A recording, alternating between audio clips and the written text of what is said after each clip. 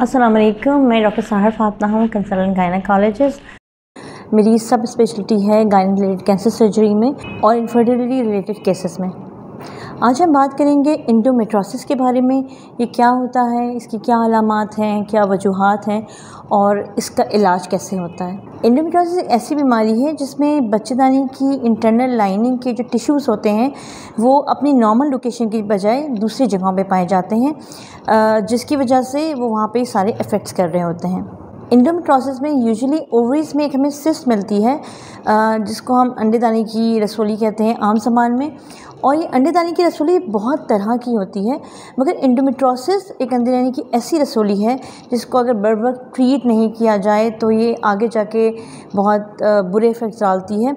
और हम इसीलिए इस बारे में डिस्कशन कर रहे हैं ताकि लोगों को पता चले कि डिफरेंट तरह की ओवेरियन सिस्ट क्या होती है और एंडोमेट्रोसिस का टाइमली इलाज ना कराने से क्या फ़र्क पड़ता है। सबसे पहले मैं बात करूँगी कि एंडोमेट्रोसिस होता क्या है। एंडोमेट्रोसिस एक ऐसी बीमारी है जिसमें बच्चेदानी की इंटरनल लाइनिंग के टिश्यूज़ बच्चेदानी से बाहर पाए जाते हैं।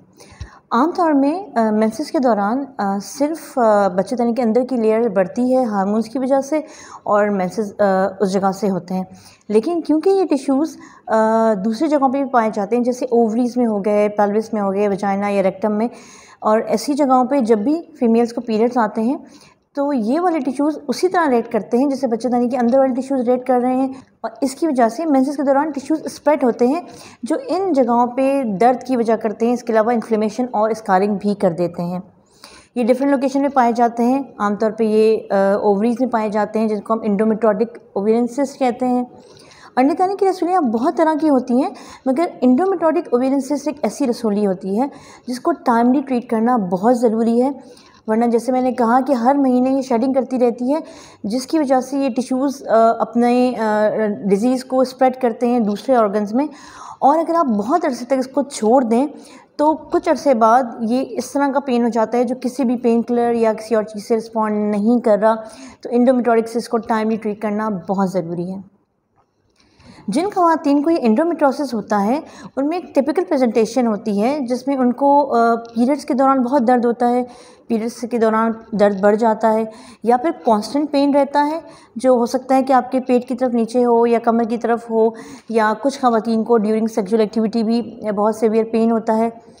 अगर ये मसाने की तरफ या रेक्टम की तरफ चली जाए तो पेशाब करने में भी पेन होता है और बाउल हैबिट्स के दौरान भी औरतों को पेन हो रहा होता है। तो ऐसा पेन जो आपको हर पीरियड्स में बहुत परेशान कर रहा हो, या आपको लग रहा हो कि पीरियड्स के अलावा भी पेन होता है, या सेक्सुअल एक्टिविटी के दौरान पेन होता है, तो उसको इन्वेस्टिगेट कराना बहुत ज़रूरी है, क्योंकि एंडोमेट्रोसिस का इलाज ही ये है कि इसको टाइमली पकड़ा जाए और उसको छोटा किया जाए, वरना ये जो साइड इफ़ेक्ट्स करता है, जो अपने छिड़काव करता है हार्मोन, उसकी वजह से जहाँ जहाँ स्कारिंग होती है वो लाइफ लॉन्ग पेन की वजह बन सकता है।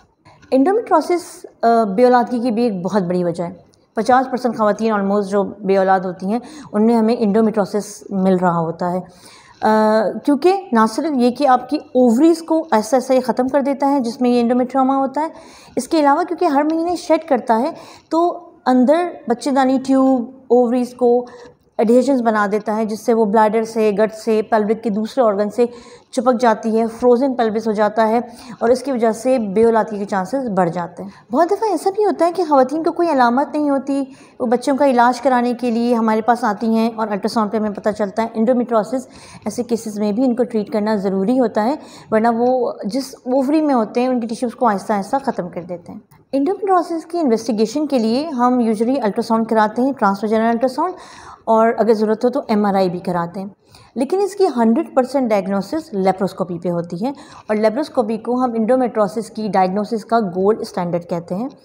इसका मतलब ये है कि हम लेप्रोस्कोप में कैमरा डाल के देखते हैं कि एंडोमेट्रोसिस कहाँ फैला, उसको हम स्टेज करते हैं। इसके स्टेज माइल्ड, मॉडरेट, सीवियर और वेरी सीवियर भी हो सकता है, क्योंकि ऐसा ऐसा ये बच्चेदानी ट्यूब अंडेदानी को चिपकाना शुरू करता है, एडिशन बनाना शुरू करता है, पेल्विस की दूसरे टिश्यूज़ की स्कारिंग और इन्फ्लेमेशन शुरू कर देता है। तो लेप्रोस्कोप डाल के हम देखते हैं कि ये किस स्टेज पे है और हमने इसको दवाओं से ट्रीट करना है या हमें सर्जरी करने की ज़रूरत है। एंडोमेट्रोसिस के इलाज के लिए हम ख़वातीन को 2 कैटेगरीज़ में डिवाइड करते हैं।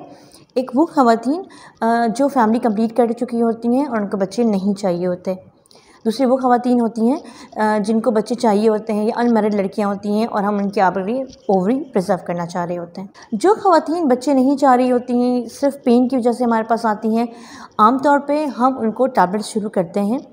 ये टैबलेट्स डेनाजोल भी हो सकती है और इसके अलावा हार्मोनल कॉन्ट्रासेप्टिव पिल भी हो सकती है। इन दवाओं को कंटिन्यूस दिया जाता है और इसका मकसद ये होता है कि हम पीरियड्स को टोटल रोक दें ताकि एंडोमेट्रियोसिस जो हर महीने शेडिंग कर रहा है वो भी रुक जाए और ओवरीज़ में या जहाँ भी ये मौजूद होता है वो अपनी जगह पे सिकुड़ जाए। इसलिए हम यूजुअली 6 महीने के लिए कंटिन्यूस पिल्स देते हैं जिसमें ख़वातीन के पीरियड्स टोटल बंद करा देते हैं। इसके अलावा हमारे पास इंजेक्शन भी होते हैं जो हम मंथली या 3 मंथली ख़वातीन को लगाते हैं। इनका मकसद भी यही होता है कि एंडोमेट्रियोसिस को सुकेड़ा जाए और इस दौरान में हम पीरियड्स बंद करा देते हैं। इन दवाओं के अपने साइड इफ़ेक्ट्स भी होते हैं जिनकी वजह से हम यूजुअली इन दवाओं को 3 से 6 महीने से ज़्यादा नहीं देते, क्योंकि ये हमारी हड्डियों पे भी असर डाल रहे होते हैं, हड्डियाँ कमज़ोर हो जाती हैं, फ़ीमेल के हार्मोन्स डिस्टर्ब हो रहे होते हैं। ये दवाएं उन्हीं लोगों में दी जाती हैं जो अपनी फैमिली कंप्लीट कर चुके हों या फिर उन औरतों में दी जाती है जो सर्जरी के लिए फ़िट ना हो। इन दवाओं के साथ हम ख़वातीन को पेन किलर्स भी देते हैं और अगर ख़वातीन इन पेन किलर्स में यानी दर्द की दवाओं से और हार्मोन की दवाओं से रिस्पॉन्ड कर रही होती हैं और एंडोमेट्रियोसिस अच्छा हो रहा होता है तो हम इनको इसी इलाज पे कंटिन्यू रखते हैं। और अगर इनका पेन इससे रिलीफ नहीं हो रहा होता या तकलीफ़ बढ़ती जा रही होती है तो फिर हम उनकी सर्जरी प्लान करते हैं।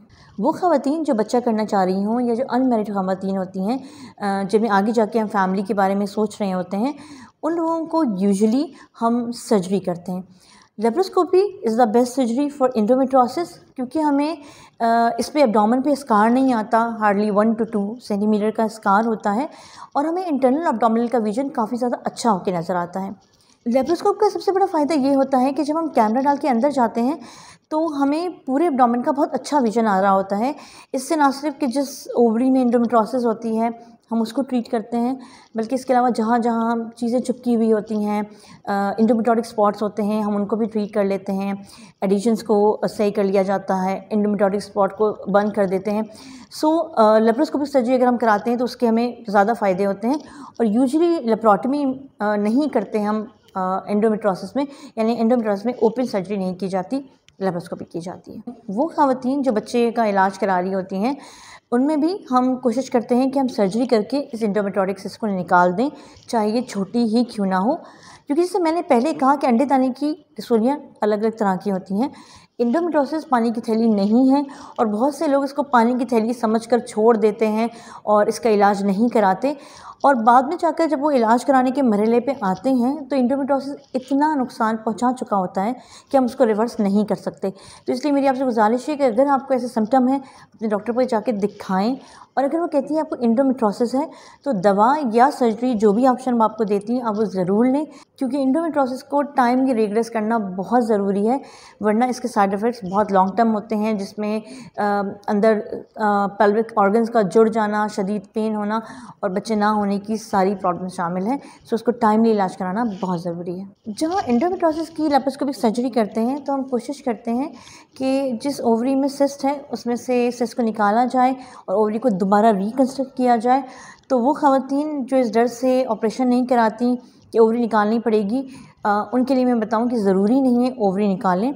हम 99% केसेस में एंडोमेट्रियोमा निकाल के ओवरी को दोबारा रिकन्स्ट्रक्ट करके बना देते हैं। वो ख़वातीन जो इनफर्टिलिटी का इलाज करा रही होती हैं, यूजुअली हम एंडोमेट्रियोटिक सिस्ट निकालने के बाद उनके कुछ अरसे के लिए पीरियड्स बंद कराते हैं और 3 से 6 महीने के बाद उनके बच्चे का इलाज शुरू कर देते हैं।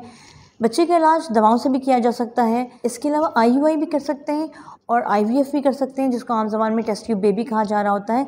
ये सारे प्रोसीजर हम कर सकते हैं क्योंकि एंडोमेट्रियोसिस ना सिर्फ कि जिस ओवरी में होती है वहाँ अफेक्ट करती है, बल्कि दूसरी ओवरीज़ को भी अफेक्टेड करती है और एब्डोमेन में एडिशंस भी बनाती है। एंडोमेट्रियोसिस की बहुत सी वजूहत हो सकती हैं, जो जेनेटिक कॉजेज़ भी हो सकते हैं और इसके अलावा एक और कॉज होता है जिसको हम रिट्रोग्रेड मेंस्ट्रुएशन कहते हैं, जिसका मतलब है कि जब मेंसेस स्टार्ट होते हैं फीमेल के तो जो ट्यूब हैं उनसे एंडोमेट्रियल टिश्यूज शेड करके हमारी पेरिटोनियल कैविटी में आ जाते हैं और इसके अलावा दूसरी कुछ और प्रॉब्लम भी होती है। एंडोमेट्रियोसिस उन फीमेल्स में ज़्यादा होती है जिनकी फैमिली में दूसरी फीमेल्स को ये होती है, क्योंकि ये जेनेटिक भी हो सकती है। अगर फैमिली में किसी एक को एंडोमेट्रियोसिस हो तो हम बाकी फीमेल को भी स्क्रीन कराते रहते हैं। एंडोमेट्रियोसिस ऐसी बीमारी है जिसको अगर टाइमली ट्रीट नहीं किया जाए तो ये आगे जाके फ़ीमेल को इतने शदीद दर्द का शिकार कर देती हैं कि उनको हर वक्त दर्द रहता है। और बहुत दफ़ा जब वो बच्चेदानी, ट्यूब, अंडेदानी सब निकाल देती हैं, फिर भी ये दर्द रिलीफ़ नहीं होता। इसलिए ज़रूरी है कि अगर एंडोमेट्रियोसिस हो तो आप टाइमली जाएं और टाइमली ट्रीट करें, क्योंकि अगर आप लेट में जाएंगी और ये सीवियर डिसीज़ हो जाएगी तो फिर उससे ना सिर्फ ये कि आपकी प्रेगनेंसी नहीं हो सकती, बल्कि फिर ये ट्रीटेबल भी नहीं रहती। होप सो आज की वीडियो से आपको पता चला होगा कि एंडोमेट्रियोसिस क्या है, क्यों होता है और इसका कैसे इलाज करना है।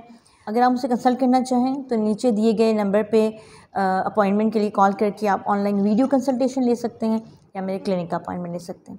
Thank you so much for watching this video.